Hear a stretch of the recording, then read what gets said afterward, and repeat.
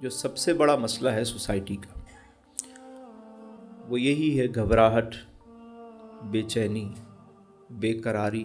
ہمارے معاشرے میں سکون آور ادویات سب سے زیادہ بکتی ہیں۔ میڈیسن کے شعبے سے ہمارے وابستہ لوگ بیٹھے ہوئے ہیں، ایسی دوائیں بہت زیادہ ان کی سیل ہے مسلم معاشرے میں۔ وجہ بے سکونی ہے، بے قراری ہے۔ یہ قرار کہاں سے ملتا ہے؟ سکون کہاں سے ملتا ہے؟ یہی بات نیازی صاحب نے سمجھائی کہ جب نہیں ملتی کہیں سے بھی سکون کی دولت، تیری محفل تیرے دیوانے، سکون قلب کے لیے محفل ہوتی ہے، اطمینان قلب کے لیے۔ اب دیکھیے کہ جسے دیس میں سکون نہ ملے اسے پردیس میں سکون کیا ملے گا؟ جسے گھر میں راحت نہ ملے اسے گھر سے باہر فرحت کہاں سے ملے گی؟ سکون کیسے ملتا ہے؟ انسان کو جو پسند ہے اسے حاصل کر لے، یا پھر جو حاصل ہے اس کو پسند کر لے، سکون آ جائے گا۔ سکون حاصل کرنے والے تختہ دار پر بھی پرسکون نظر آتے ہیں، اور مضطرب رہنے والے تخت شاہی میں بھی بے چین نظر آتے ہیں۔ آپ نے دیکھا ہوگا سکون اللہ تعالیٰ نے کبھی بھی مادی اشیاء میں نہیں رکھا۔ ہم سمجھتے ہیں کہ ہم گاڑی اچھی لے لیں گے سکون مل جائے گا، گھر بڑا بنا لیں گے سکون مل جائے گا، اے سی لگا لیں گے سکون مل جائے گا۔ یہ چیزیں ہمیں آرام تو دے سکتی ہیں، سکون نہیں دے سکتی۔ کیوں؟ کیونکہ اللہ رب العزت نے سکون کو اپنے پاس رکھا ہے۔ سکون باہر کی چیز نہیں ہے، مادی شے نہیں ہے، سکون اندر کی چیز ہے۔ ہم آرام کی طلب میں بے آرام ہو رہے ہوتے ہیں۔ ہم ایک چیز لے کر آتے ہیں، ہم سوچتے ہیں کہ شاید اس سے ہمیں آرام ملے گا، گاڑی لے آئے کہ یہ ہمیں آرام دے گی، پتہ چلا اب گاڑی کی فکر ہی ستا رہی ہے، کوئی شیشہ نہ لے جائے، وہی چیز ہمیں ڈسٹرب کر دیتی ہے۔ ہم سمجھتے ہیں کوئی بڑا گھر لے لیں گے تو آرام مل جائے گا، اب پریشان ہیں کہ بھئی بڑا گھر ہے، لوگ دیکھتے ہیں، نظریں لگتی ہیں، بڑا عجیب ٹینشن میں ہے۔ تو سکون ہمیشہ اندر سے ملے گا، کبھی بھی باہر سے نہیں ملے گا۔ ایک بات ہمیشہ یاد رکھیں کہ جسے آج سکون نہیں ملا، لمحہ موجود میں جو سکون حاصل نہیں کر سکا، ہم سمجھتے ہیں کہ کل سکون مل جائے گا، پرسوں سکون ملے گا، یہ گھبراہٹ ہماری ختم ہو جائے گی۔ بھائی جو حاصل ہے اس پہ راضی ہو جائیں، آپ پرسکون ہو جائیں گے۔ اللہ کے رسول صلی اللہ علیہ وسلم نے یہی بات بتائی، فرمایا دنیا کے معاملے میں اپنے سے نیچے دیکھو، پرسکون ہو جاؤ گے۔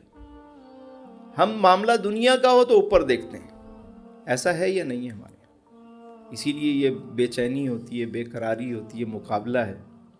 مقابلہ صحابہ کرام بھی کرتے تھے مگر نیکیوں کے معاملے میں۔ ایک صحابی اگر آدھا مال لاتے تو دوسرا پورا اپنے گھر کا مال لے آتے، یہ مقابلہ تھا ان کا۔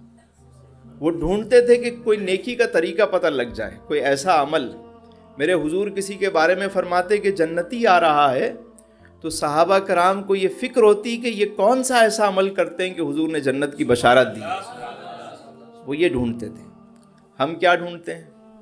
ہم ڈھونڈتے ہیں کہ بھائی اس نے کیا پہنا تھا، اس نے کیا کھلایا تھا، اس نے کیا بنایا ہے، اس نے کون سی چیز لی ہے۔ دوسروں پہ دیکھ دیکھ کے اپنا سکون برباد کر دیتے ہیں۔ جو راضی ہو گیا، اللہ کی دی ہوئی نعمتوں پر راضی ہو گیا، وہ پرسکون ہو گیا۔ کیا خوبصورت بات حضرت واصف علیہ واصف علیہ رحمہ نے فرمائی۔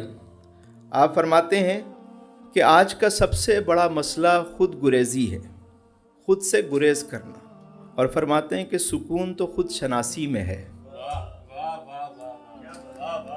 سکون جو ہے وہ اپنی تلاش میں ہے، باہر نہیں ہے۔ استاد فرماتے ہیں کہ آج کا انسان سکون کی خاطر آسمانوں کے دروازے کھولنے میں لگا ہوا ہے، مگر وہ دل کے تالے کھولنے کی فکر نہیں کرتا، اپنے اندر اپنے من کے تالے نہیں کھولنا چاہتا۔ آج دیکھیں نا، ہمارے یہاں اب ویب 3 اور 5G کا دور شروع ہو رہا ہے۔ اب میٹاورس، اب لوگ وہاں جا کے جو ہے وہ پرچیزنگ لوگوں نے شروع کر دی ہے. کیوں؟ کیونکہ بھائی اور بھی سیارے ہیں، وہاں پہنچیں گے. کس لیے؟ سکون کے لیے. لیکن سکون وہاں کبھی نہیں ملے گا. اللہ نے سکون کو انسان کے اندر رکھا ہے، باہر نہیں رکھا. اسی لیے علامہ اقبال نے بات کی تھی نا، فرمایا تھا کہ اپنے من میں ڈوب کر پا جا سراغ زندگی. تو اگر کسی اور کا نہیں بنتا نہ بن، اپنا تو بن. اور جب اقبال سے پوچھا کہ من کی دنیا کیا ہے، اپنے من میں، فرمایا من کی دنیا، من کی دنیا سوز و مستی جذب و شوق، اور تن کی دنیا سود و سودا مکر و فن. من کی دولت ہاتھ آتی ہے تو پھر جاتی نہیں، اور تن کی دولت چھاؤں ہے، آتا ہے دھن جاتا ہے دھن. پانی پانی کر گئی مجھ کو کلندر کی یہ بات، تو جھکا جب غیر کے آگے نہ من تیرا نہ تن. تو سکون تلاش کرنے جب دوسروں کے پاس جا رہا ہے تو تجھے ملنا تو ویسا ہی نہیں. اگر ڈھونڈنا ہے اپنے من میں ڈھونڈ، اپنے اندر ہے سکون. آپ جس کو بھی سنیں گے، کوئی میڈیٹیشن کی بات کرے گا، کوئی آپ کو جناب وہ مراقبہ، دھیان، سب جتنی چیزیں وہ سب یہی بتائیں گے، اپنے آپ کے اندر ہی ہے سب کچھ. بلکہ حدیث مبارکہ ہے، جس نے اپنے آپ کو پہچانا اس نے اپنے رب کو پہچانا. کیونکہ ہم اپنے آپ کو نہیں پہچانتے. ہم نے ساری دنیا کو ایکسپلور کیا، سرچ کیا، لیکن نہیں سرچ کیا تو اپنے آپ کو نہیں کیا. یہ بیٹھا ہوا ہوں آپ کے سامنے، میرا نام کیا ہے؟ تسلیم رضا. تسلیم رضا کہاں ہے؟ یہ میرا چہرہ ہے، یہ میری نوز ہے، یہ میری آئس ہے، یہ میرے کان ہیں، یہ میرے دانت ہیں، میرے ہونٹ ہیں، میرا ہاتھ ہے، میرے بال ہیں، یہ میرا جسم ہے، یہ میرا سینہ ہے، یہ میرا دل ہے، یہ میرے پاؤں ہیں. سب کے نام ہیں نا. جو تسلیم رضا ہے وہ کہاں ہے؟ بات سمجھ میں آ رہی ہے؟ بھائی تسلیم رضا یہ بیٹھا ہوا ہے. اچھا اگر یہ تسلیم ہے تو یہ سے کیا مراد ہے؟ یہ تو ہاتھ ہے، یہ تو آنکھ ہے، کان ہے. سب چیزیں الگ الگ نکال کے رکھ دی جائیں تو آپ کیا کہیں گے؟ اس کو کہیں گے یہ ہاتھ ہے، اس کو کہیں گے یہ سر ہے، یہ پاؤں ہے. وہ جو تسلیم رضا ہے وہ کہاں ہے؟ کبھی ہم نے غور کیا کہ میں کہاں ہوں؟ جو میں ہوں وہ کہاں ہوں؟ میں کون ہوں؟ جب بندہ اس راز کو پا لیتا ہے وہ اپنے رب کو پہچان جاتا ہے. سارے صوفی یہی بات سمجھاتے رہے کہ اپنے من میں ڈوب، اپنے آپ کو پہچان. تو کون ہے؟ تو ہے کون؟ اور جس کو یہ والی دنیا مل جاتی ہے نا، جس کو من کی دولت مل جاتی ہے، پھر اسے ساری نعمتیں مل جاتی ہیں. میرے پاس کئی لوگ آتے ہیں، دعا کے لیے بھی آتے ہیں، کنسلٹنسی کے لیے بھی آتے ہیں، اپنے اپنے مسائل کے لیے بھی آتے ہیں. لیکن کبھی کوئی ایسا بندہ نہیں آتا جو یہ بات آ کے پوچھے. کوئی اپنے آپ کو نہیں پہچاننے کی بات کرتا. ہم ساری دنیا کو جانتے ہیں لیکن نہیں جانتے تو اپنے آپ کو نہیں جانتے. بلکہ ہم لوگ تو اب جو میٹاورس میں لگے ہوئے ہیں، اور میں وہاں گوروں کو دیکھتا ہوں وہ کھڑے ہو کے اذان سن رہے ہوتے ہیں سکون کے لیے، اللہ کا کلام سن رہے ہوتے ہیں، اذان کو سن کر شیئر کر رہے ہوتے ہیں. جب ان سے پوچھا گیا کہ یہ کیوں سنتے ہو، ہمیں نہیں پتا یہ کیا چیز ہے لیکن اس سے ہمیں سکون ملتا ہے. اب تو سورہ رحمان سے جو ہے وہ تھراپی کی جاتی ہے کہ رات کو اگر کسی کو نیند نہ آتی ہے وہ سورہ رحمان سنا کرے، سکون ملتا ہے. یہ سکون کی چیزیں تھیں، اللہ نے اپنے ذکر میں، اپنی یاد میں رکھی ہیں، ہم نے انہیں بھلا دی. قاری عبد الباسط بڑے اچھے قاری گزرے ہیں. ان سے کسی نے پوچھا آپ اتنے بڑے قاری ہیں، کوئی قرآن کا معجزہ بتائیں. اس نے کہا ایک بتاؤں؟ میری تو ساری زندگی یہ معجزات دیکھتے ہوئے گزری ہے. کہنے پھر بھی بتائیں. تو کہنے لگے جمال عبد الناصر کے ہمراہ میں رشیا گیا. یہ قاری صاحب خود اپنا واقعہ اپنے انٹرویو میں بتا رہے تھے کہ میں رشیا گیا تو وہاں پہ کمیونسٹ تھے، سرخ انقلاب کا دور تھا. انہوں نے کہا بھئی یہ ہماری سرخ کتاب ہے، اس کو سنیں آپ، اس کو لے جائیں اور اس کو اپنے ملک میں نافذ کریں. जमाल अब्दुल नासिर सुनता रहा उनकी बात। जब दूसरी दफ़ा वो गया रशिया तो अपने साथ कारी अब्दुल बासित को ले गया। कारी साहब चलें। कारी साहब कहते हैं मैं हैरान कि रशिया में कौन सुनेगा, कोई मुसलमान तो वहाँ ऐसे है नहीं, कम्युनिस्ट लोग हैं तो, और सुर्ख इनकलाब का दौर भी चल रहा था। कारी साहब कहते हैं जब मैं वहाँ गया, जब गुफ्तगू शुरू हुई, मीटिंग ख़त्म हुई, तो जमाल अब्दुल नासिर ने कहा कि पहले आपने अपनी किताब की बात की थी, आज हम चाहते हैं कि ये हमारे साथ आए हैं, ये कुछ आपको सुनाना चाहते हैं कुरान करीम से। उन्होंने कहा वो क्या है? कहा हमारी किताब है। कहना अच्छा सुनाए। कारी साहब ने सूरह ताहा तिलावत की, सूरह ताहा की। वो सूरह ताहा जिसे सुनकर सैयदना फारूक आज़म जो बरहीना तलवार लेकर आ रहे थे, उन्होंने सूरह ताहा की जब तिलावत सुनी, पूछा कि वो कौन सी किताब है जो तू पढ़ती है?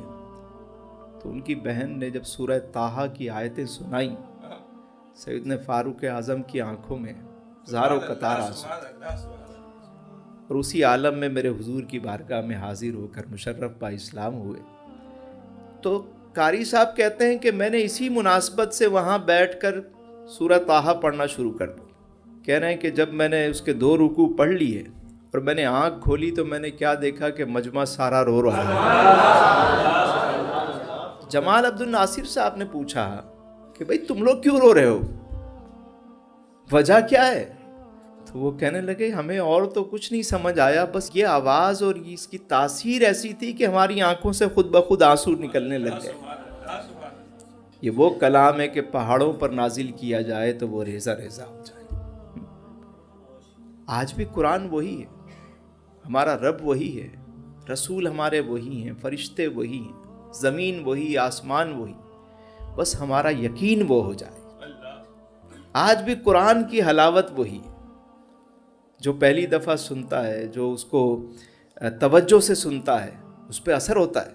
अज़ान हो रही होती है, हमें फ़िक्र नहीं होती, हम कुरान सुनते हैं लेकिन हमारी तवज्जो नहीं होती, हम उस किताब से मोहब्बत ही नहीं करते। मखलूक की सारी किताबें हमने पढ़ ली, लेकिन जो सुकून क़ल्ब है, जो इत्मीनान क़ल्ब है, जिसमें अल्लाह ने फरमाया कि अला बिज़िक्रिल्लाहि तत्मइन्नुल क़ुलूब, कि दिलों का सारा इत्मीनान मेरे ज़िक्र में, मेरी याद में, हमने वो किताब ही छोड़ दी। बेचैनी बेकरारी है, कभी वहाँ पहुँचेंगे, कभी उधर से तावीज़, कभी वहाँ से कुछ, कभी यार सब कुछ अंदर है, आपके पास है, वो रब आपका शय रग से करीब है। मैं आपको एक सुकून हासिल करने की एक खूबसूरत बात बताऊं, वजीफ़ा दूं आपको, 41 दिन करके देखिए, सुकून ऐसा आएगा कि फिर आप लोगों को बताएंगे कि सुकून का फार्मूला। 41 दिन करें, हर तरह की एंजाइटी, डिप्रेशन, स्ट्रेस, जो आपके मसाइल हैं, जो मुश्किलात हैं, रुकावटें हैं, चीज़ें हैं, आप ये अमल करके देखें। जब रात को फारिग हों सारे कामों से, सोने लगें, तो उस वक्त पहले तो ये दुआ मांगें कि या अल्लाह मैं तेरी रज़ा के लिए सबको माफ़ करता हूँ, तू भी मुझे माफ़ कर दे। सबको माफ़ करते हैं, अपना दिल पाक करें, साफ़ करें, गुनाहों से तौबा करें। ये सब कुछ करने के बाद आपने 41 दिन एक अमल करना है, वो ये है कि रोज़ाना अपनी कारगुजारी जो है अपने रब को सुनानी है। आज सुबह मैं उठा, मैंने नमाज़ पढ़ी, फिर मैंने कुरान पढ़ा, मैं इस टाइम उठा, मैं उसके बाद उठ के नाश्ता किया, मैं ऑफिस चला गया, मैंने वहाँ ये किया। आज मैंने किसी का दिल दुखाया था, मेरे मालिक माफ़ कर दे, मेरे मालिक तूने मुझे बच्चे अता किए हैं, मैं उनकी रोज़ी रोटी के लिए गया था, रिज़्क़ हलाल कमाने गया था, मेरे मालिक उसमें बरकत दे दे। आज का दिन मेरा अच्छा गुजरा, आज मेरा फ़लाँ ने दिल दुखाया, आज ये बात हुई। उसके बाद मैंने नमाज़ पढ़ी, उसके बाद मैंने खाना खाया, उसके बाद मैं घर आया। आप रोज़ाना अपना अहवाल अपने रब को सुनाया करें, रब से बात किया करें रोज़ाना, दिल ही दिल में खामोशी के साथ बातें करना शुरू करें, बताएं अपनी बातें। आप चंद दिन करके देखें। बच्चे होते हैं ना, स्कूल जाते हैं, वापस आते हैं तो बच्चे अपनी माँ को बता रहे होते हैं, आज स्कूल में ये हुआ, आज स्कूल में ये हुआ, आज टीचर ने डांट दिया, आज टीचर ने मुझे स्टार दिया, ये स्टार बना हुआ है, यहाँ देखें ये स्टार बना। बताते नहीं, बस सारा हाल सुनाते, माँ सुन रही होती है, अच्छा अच्छा। आहिस्ता आहिस्ता माँ की भी आदत हो जाती है सुनने की। کسی دن بچہ نہ سنائے تو وہ بھی بے چین ہوتی ہے کہ آج کیوں نہیں سنا رہا ہے. مالک سب جانتا ہے, ہر چیز سے باخبر ہے. اِنَّهُ عَلِيمٌ بِذَاتِ الصُّدُورِ, ہمارے دلوں میں جو وسوسہ پیدا ہوتا ہے وہ اس کو بھی جانتا ہے, لیکن وہ آپ سے سننا چاہتا ہے. آپ بتائیں میرے مالک یہ حال ہے میرا, تو کرم کر دے, میں نے یہ نیت کی ہے, مجھے کامیاب کر دے. میں آپ روزانہ بتاتے رہیں, کچھ دن گزریں گے کہ آپ دیکھیے گا آپ کی کیفیات, آپ کا تعلق اپنے مالک سے جڑنا شروع ہو جائے گا, اور یہ جو من کی دنیا ہے نا, اس سے آپ روشناس ہونا شروع ہو جائیں گے. یہ سب سے آسان طریقہ ہے. باقی میڈیٹیشن اور کئی اور فارمولے ہیں, لیکن یہ سب سے سہل ہے, سمپل. سوتے وقت اپنی ساری بات بتائیں, پھر آپ کو احساس ہوگا کہ یار آج کے دن میں نے کوئی ایک نیک کام بھی کیا یا نہیں کیا اللہ کی رضا کے لیے. آپ کو خود پتہ چلے گا کہ 24 گھنٹے میں نے کوئی ایسا عمل کیا بھی ہے یا نہیں کیا ہے. پھر آپ اپنے اندر خود چینجنگ لانا شروع کر دیں گے. روزانہ 41 دن گزریں گے نہیں کہ آپ کے اندر کی کیفیت بالکل تبدیل ہو جائے گی. کریں گے عمل انشاءاللہ. جس طرح ہمارا جسم بیمار ہوتا ہے نا, ہمیں پتہ لگ جاتا ہے, کھانسی ہو گئی, مطلب زکام ہو گیا, کوئی اور اس طرح کی چیز ہو گئی, تو ہمیں پتہ لگتا ہے نا کہ بھئی جسم بیمار ہے, فوراً پتہ لگ جاتا ہے. اسی طرح روح بھی بیمار ہو جاتی ہے, اور وہ روح کی بیماری ہمیں پتہ نہیں لگتی, ڈاکٹر کو بھی نہیں پتہ لگتی کہ روح بیمار ہے. وہ کہے گا اچھا یہ کھا لو, آپ جائیں گے میں پریشان ہوں, ڈسٹرب ہوں, وہ کہے گا اچھا یہ دوائی لے دے رہا ہوں میں آپ کو, یہ واک کیا کریں, یہ کریں, وہ کریں, آپ کو سمجھا دے گا. جب روح بیمار ہوتی ہے نا, تو اس کو پھر یہ والی دوائی ایلوپیتھک ہومیوپیتھک سے اس کو فائدہ نہیں ہوتا. اسے پھر روح بیمار ہو تو روحانی دوائی چاہیے ہوتی ہے. جب آپ یہاں آتے ہیں, درود شریف پڑھتے ہیں, اللہ کا ذکر کرتے ہیں, ہر ہفتے جب روح کو خوراک ملتی ہے, وہ آپ کو خود کہتی ہے چلو وہاں پہ. جو نماز پڑھنے والا شخص ہے, عادی ہے, جتنے وقت کی بھی وہ پڑھتا ہے, جب نماز کا ٹائم ہوگا وہ بے چین ہو جائے گا کہ چلو یار نماز پڑھو. کوئی ایک وقت پڑھتا ہے, وہ اس کو ایک وقت کی یاد ستائے گی, کیونکہ روح کو اس وقت اس کی خوراک چاہیے ہوتی ہے. جب آہستہ آہستہ روح کو آپ تازہ کرتے آتے ہیں, اسے خوراک دیتے رہتے ہیں. جو 5 وقت کا نمازی ہے وہ 5 وقت نماز باقاعدگی سے پڑھتا ہے. جو تہجد گزار ہے اس کو تہجد میں بھی اس کی آنکھ کھل جاتی ہے. جو درود پڑھنے والا ہے اس کی زبان پہ ہر وقت درود رہے گا. قرآن پڑھنے والا قرآن کے ساتھ وابستہ ہو جاتا ہے. روح کو جو چیز آپ دیتے رہیں گے, لیکن اس کی عادت بننے میں کم از کم 40 دن لگتے ہیں. کتنے؟ 40 دن. کوئی بھی عمل کریں, جو جماعت سے 40 دن با جماعت نماز پڑھ لے, اس کی نماز ہی نہیں چھوٹے گی. پھر وہ چھوڑنا بھی چاہے تو نہیں چھوڑ پائے گا, کیونکہ پھر اس کی عادت بن جاتی ہے, اندر سے بے چینی شروع ہو جاتی ہے. تو روح کی تازگی ایسی ہی جگہوں سے ملتی ہے, اللہ کے ذکر سے ملتی ہے. ایک اور چیز وہ یہ کہ نفرت, کینہ, بغض, حسد, لالچ, جسم پرستی, اس میں سے کوئی بھی بیماری ہو, انتقام, یہ وہ تمام بیماریاں ہیں جس سے سکون قلب حاصل نہیں ہوتا. یہ دشمن ہے سکون قلب کی. یعنی اگر ایک بندہ چاہتا ہے کہ مجھے اندر کا سکون ملے, مجھے من کی دنیا سے وابستگی ہو, تو اسے پھر نفرت, کینہ, بغض, حسد, اناد, جسم پرستی اور اس طرح کی تمام چیزوں سے. یتیموں کا مال کھانے والا 1000 یتیم خانے بھی بنا دینا تو بھی اس کو سکون نہیں ملے گا. حرام کھانے والے کو سکون نہیں ملتا. سکون ہمیشہ اللہ کی یاد اور اللہ کے ذکر میں ہے. اپنے محسنوں سے وفا نہ کرنا. جو اپنے محسن سے وفا نہیں کرتا اسے بھی سکون نہیں ملتا. بلکہ کہنے دیجئے کہ جو محسن کائنات سے وفا نہ کرے اسے کیا سکون ملے. اللہ تعالیٰ آپ سب کو سکون قلب عطا فرمائے, آپ سب کو آسانیاں عطا فرمائے, اور آسانیاں تقسیم کرنے کا شرف عطا فرمائے.